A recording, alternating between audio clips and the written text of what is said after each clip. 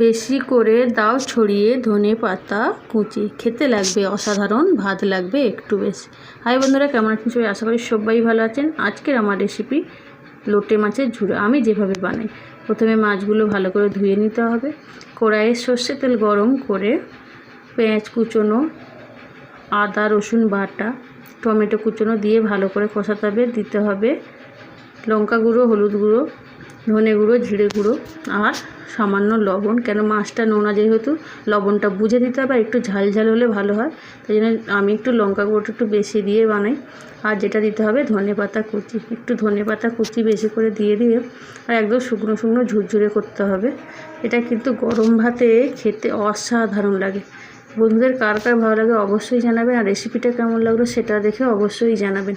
আর সর্বশেষ আমি একদম দিয়ে দেবো তো গরম মশলা গুঁড়ো দিয়ে ঢাকা দিয়ে রেখে দেবো। আর গরম গরম ভাতের সঙ্গে খেয়ে দারুণ লাগে। কিন্তু আপনাদের কার কার ভালো লাগে অবশ্যই জানাবেন। সবাই ভালো থাকবেন, সুস্থ থাকবেন আর পাশে থাকবেন।